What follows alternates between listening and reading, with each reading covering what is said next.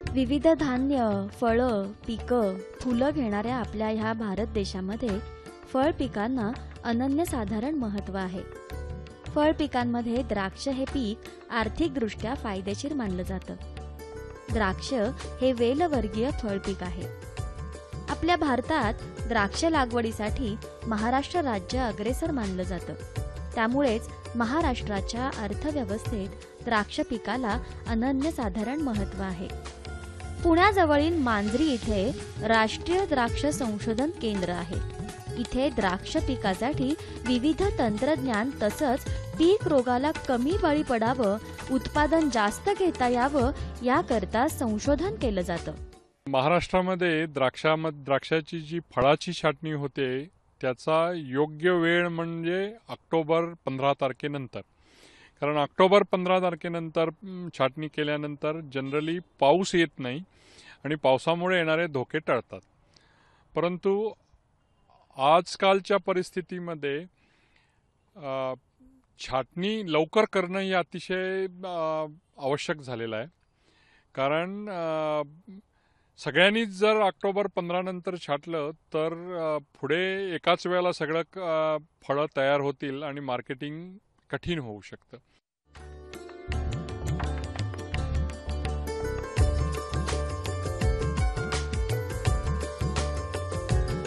द्राक्ष हे निर्यातक्षम पीक आहे. त्यामुळे ते भरपूर पैसा मिळवून देणारं पीक मानलं जातं. पण सध्याचं बदलतं हवामान, गारपीट, थंडीची लाट, अवेळी पडणारा पाऊस यामुळे द्राक्ष पिकाचं मोठं नुकसान होतं. आजूबाजूच्या वातावरणाचा द्राक्ष पिकावर लगेच परिणाम होतो. त्यामुळे पिकावर केवडा, भुरी अशा रोगांचा प्रादुर्भाव होऊन संपूर्ण द्राक्ष बागेचं नुकसान होतं. अशा समस्येवर मात करण्यासाठी पुण्याजवळच्या मांजरी येथील राष्ट्रीय द्राक्ष संशोधन केंद्र यांनी द्राक्ष पिकासाठी प्लास्टिक पेपर तयार केले आहे. सर्वच द्राक्ष विभागामध्ये सप्टेंबर आणखीन ऑक्टोबरच्या पहिल्या 15 पाऊस नक्कीच पडतो.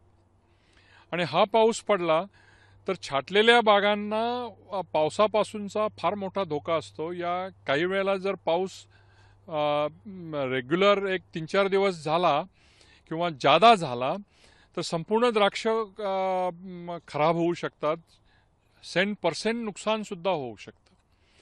तर या सगळ्यासाठी आपल्याला जर सप्टेंबरमध्ये छाटणी करायची आहे स्टॅगरिंग करण्यासाठी, क्रॉप लवकर येण्यासाठी, तर तुमचं जे क्रॉप आहे ते प्रोटेक्शनमध्ये असणं, संरक्षित असणं अतिशय जरुरी आहे.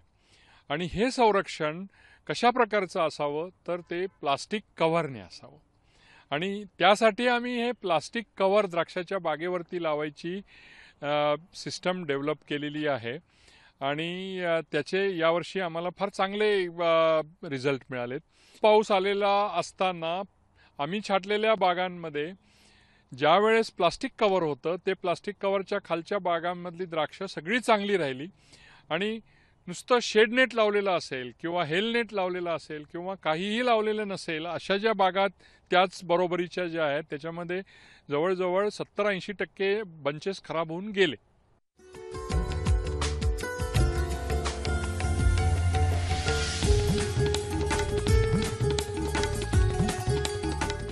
द्राक्ष बागेसाठी वापरण्यात येणारं प्लास्टिक पेपरचं आवरण हे उच्च प्रतीचे प्लास्टिक वापरून तयार केलं जातं.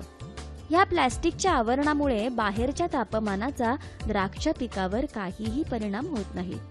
वातावरणातील होणारे बदल द्राक्ष पिकाला धक्का पोहोचवू शकत नाहीत. अतिवृष्टी, गारपीट किंवा थंडीची लाट यापासून द्राक्ष पीक संरक्षित होतं.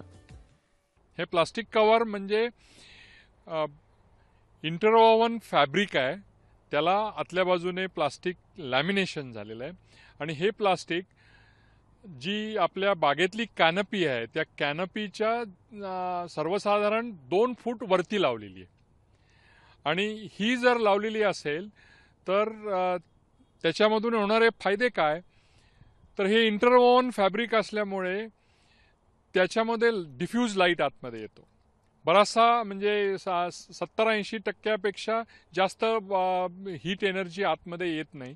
म्हणून बाहेरच्या ज्यावेळेस दिवसाचं तापमान बाहेर जादा आहे त्यावेळेस प्लास्टिकच्या खालचं तापमान जवळजवळ 4-5 डिग्री सुद्धा काही काही वेळेला कमी राहू शकतं. तसंच रात्रीच्या वेळेला या प्लास्टिकच्या कव्हरमधून लॉंग इन्फ्रारेडमधून जी हीट एनर्जी आकाशामध्ये जाते ती जाऊ शकत नाही. त्यामुळे रात्रीच्या वेळेला ज्यावेळेस तापमान बाहेरचं कमी असतं त्यावेळेस आतल्या भागामध्ये जास्त तापमान राहू शकतं. आणि केव्हा थंडीची लाट येते, फार कमी तापमान जर डेव्हलप होत असेल तुमच्या बागेमध्ये तर थंडीपासून होणारे जे नुकसान आहे ते कमी करण्यासाठी या प्लास्टिकच्या खालच्या बागेमध्ये रात्रीच्या वेळेला तापमान बाहेरच्या थंडीपेक्षा जास्त राहतं. वरून पाऊस पडलेला असेल तर तो पाऊस ज्यावेळेस आपल्या बागेमध्ये पडला तर रूट झोनमध्ये जास्त सॅच्युरेटेड कंडिशन्स तयार होतात आणि त्यामुळे जास्त नत्र शोषून घेतलं जातं किंवा पोटॅश कमी झालं तर नायट्रेट टॉक्सिसिटी होण्याची शक्यता असते. त्याच्यामुळे जर नवीन छाटलेली बाग असेल, नवीन ग्रोथ आलेली असेल आणि त्यावेळेस जे बंच बाहेर येत असतात नवीन फुटीमधून ते खराब होतात, त्याला फिलेज म्हणतो आपण, ते वाढत नाहीत, त्याच्यामध्ये त्याच्याऐवजी टेंड्रिल तयार होतो किंवा नायट्रेट टॉक्सिसिटी झाली किंवा जास्त नायट्रेट झालं तर तो बंच संपूर्ण कुसून जातो आणि खराब होऊन जातो. या सगळ्यातून हा बंच टिकलाच तर पाऊस आलेल्या भागामध्ये डाउनी मिल्ड्यूचा प्रादुर्भाव जास्त होऊ शकतो, केवडा रोगाचा प्रादुर्भाव जास्त होऊ शकतो आणि त्या केवड्याने सुद्धा केवडा रोगाने सुद्धा हे बंचेस खराब होऊ शकतात. जर आपण प्लास्टिक लावलेलं असेल तर त्या प्लास्टिकच्या खालच्या बंचमध्ये कुठलाही बंच फिलेजने खराब होत नाही. डाउनी मिल्ड्यू या रोगाची सुद्धा प्लास्टिकच्या खाली लागण होत नाही.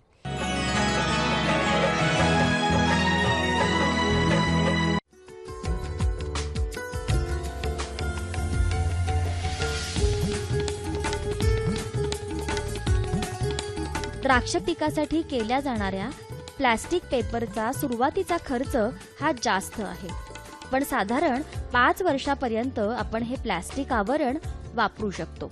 म्हणूनच रोगाला बळी पडून होणाऱ्या द्राक्ष बागेच्या नुकसानीपेक्षा हा खर्च नक्कीच परवडणार आहे. तर हे प्लास्टिक लावण्यासाठी आम्ही जे ॲडिशनल अँगल्स वापरलेले आहेत त्या अँगल्सची एका एकराला सर्वसाधारणपणे 2 लाख रुपये खर्च येतो.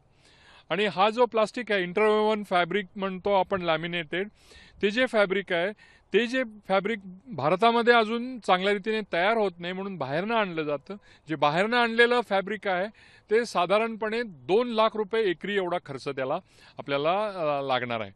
म्हणजे टोटल बागेच्या वरती प्लास्टिक लावायचा एकरी खर्च साधारणपणे 4 लाखाच्या आसपास आहे. पण तुम्ही असं जरी म्हटलात तरी देखील जे सुरुवातीच्या सीझनच्या सुरुवातीला ज्या छाटण्या होतात त्या छाटण्यामध्ये पाऊस जर आला तर नुकसान हे फार मोठं आहे. आम्ही द्राक्षाचा प्रति एकरी प्रोडक्शन कॉस्ट हा साधारणपणे 2.5 लाख रुपयापर्यंत समजला जातो आणि एका एकरामध्ये जे क्रॉप येतं ते फक्त एका वर्षामध्ये एकच क्रॉप येतं आणि ते जर क्रॉप गेलं तर संपूर्ण क्रॉपचं नुकसान झालेलं असतं. ते हे नुकसान फार मोठं आहे आणि हे नुकसान तुम्हाला संरक्षित करता येतं आणि लवकर छाटलेल्या बागांमध्ये जर चांगली किंमत मिळाली तर एका एकरामध्ये एका वर्षामध्ये साधारणपणे 4-5 लाख रुपयापेक्षा जास्त नफा मिळण्याची शक्यता असते.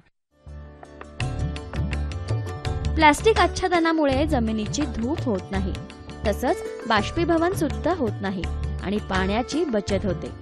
एप्रिल महिन्यामध्ये जी खरड छाटणी केली जाते ती जर प्लास्टिक आच्छादनाखाली केली असेल तर फुटवे लवकर फुटायला मदत होते आणि पीक एकसारखं तसंच एकाच वेळी मिळायला मदत होते. प्लास्टिक कव्हर ज्यावेळेस संपूर्ण बागेवरती लावलेलं असतं अशा वेळेस प्लास्टिकच्या खालच्या भागामध्ये आर्द्रता वाढलेली असते आणि त्या आर्द्रतेमुळे एक वाईट गोष्ट जी होते की त्या आर्द्रतेमध्ये भुरी लवकर वाढते. जरी डावणी पावसाच्या वेळेला प्लास्टिकच्या खाली येत नसली तर भुरी मात्र वाढते. म्हणून भुरीच्या नियंत्रणासाठी अतिशय दक्ष असावं लागतं. याच्यामध्ये 2 गोष्टी आहेत की आर्द्रता वाढली की भुरीच्या नियंत्रणासाठी वापरली जाणारी जैविक नियंत्रणाचे जे घटक आहेत, म्हणजे ट्रायकोडर्मा असो, अँपेलोमायसिस असो किंवा बॅसिलस सबटिलिस असो, या सगळ्यांना जास्त आर्द्रता लागते. आणि ही आर्द्रता नॅचरली या प्लास्टिकच्या खाली असते. त्यामुळे भुरीच्या नियंत्रणासाठी प्लास्टिकच्या खाली जैविक नियंत्रणाचा जास्ती वापर करणं शक्य आहे आणि त्यामुळे रोगनियंत्रण तुम्हाला चांगले मिळू शकेल. दुसरा एक महत्त्वाचा जो पॉईंट आहे तो असा की जास्त आर्द्रता राहिली की पानामधून होणाऱ्या पाण्याचे बाष्पीभवन हे हळूहळू होतं आणि जेवढं पाण्याचं बाष्पीभवन पानातून होणारं कमी होईल तेवढी तुमच्या झाडाची पाण्याची जी रिक्वायरमेंट आहे, पाण्याची जी आवश्यकता आहे ती कमी होते. याचा अर्थ असा की जर प्लास्टिक लावलेली बाग असेल तर त्या बागेमध्ये जवळजवळ 20 ते 25% पाण्याची बचत या प्लास्टिकच्या खालील बागेमध्ये होऊ शकते.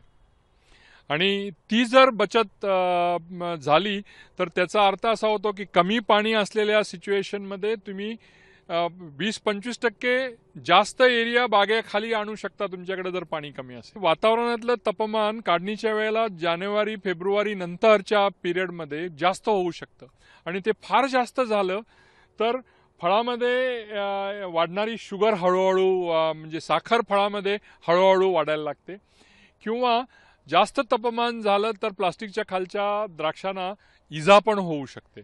म्हणून पाऊस नाही पडला पण जास्त ऊन वाढायला लागलं, आणखीन क्रॉप अजून रेडी झालेलं नाही, अशा वेळेला मात्र तुम्हाला प्लास्टिक हे काढून ठेवावं लागेल आणि ते काढून ठेवलं तर तुमची फळांमध्ये शुगर लवकर भरेल आणि द्राक्षाचं फारसं नुकसान होणार. एकंदरीतच द्राक्ष पिकासाठी संरक्षण जर दिलं गेलं तर द्राक्षाचं उत्पादन तर वाढेलच, शिवाय ते निर्यातक्षम सुद्धा होईल. त्यामुळे शेतकऱ्यांबरोबरच देशाचा आर्थिक स्तरही उंचावेल यात शंका नाही.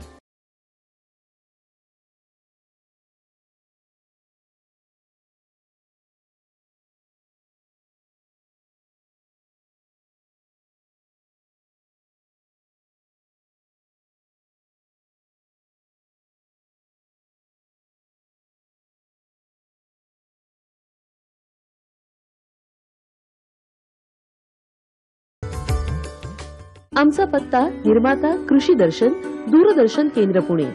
आमचे ईमेल आयडी असे आहे ddkpunekrshi@hotmail.com आणि ddkpunekrshi@rediffmail.com.